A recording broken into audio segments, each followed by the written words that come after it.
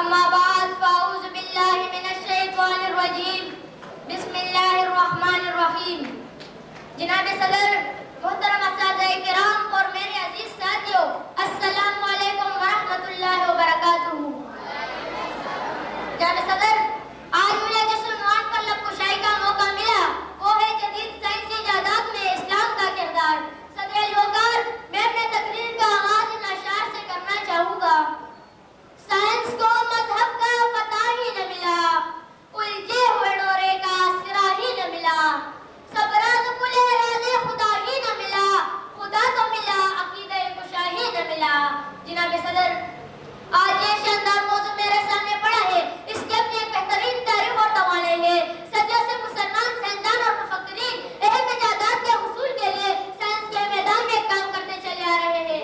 ریاضی سے ریاضت اور علم فلکیات سے طبیعت تک تمام میدانوں میں مسلمان سائنسدانوں نے کارہائے نمایاں سر انجام دیے ہیں.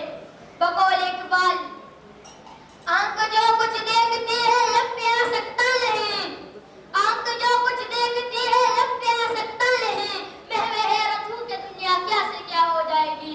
جناب صدر، در حقیقت اسلام کا سنہرا دور جو کہ 8ویں صدی سے 13ویں صدی پر محیط ہے، ایک اعلیٰ سائنسی ایجادات کا دور تھا. مسلمان سائنسدان مثلاً ابن سینا، ابن ہیثم اور ابن رشد نے جدید سائنسی تحقیق کی بنیاد ڈالی. انہوں نے مشاہدے، تجربے اور مثبت سوچ کے رجحان کو اپنایا.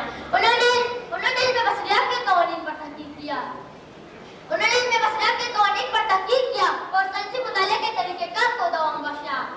کتنی دلکش خوبصورت دکھ رہی ہے زندگی، کتنی دلکش خوبصورت دکھ رہی ہے زندگی، کوئی گل آہنگ نے مجھے سبا ہے زندگی. جناب صدر، جدید دور میں ہم دیکھتے چلے آ رہے ہیں کہ سائنس اور اسلام کا بہت زیادہ باہمی رفاقت ہے.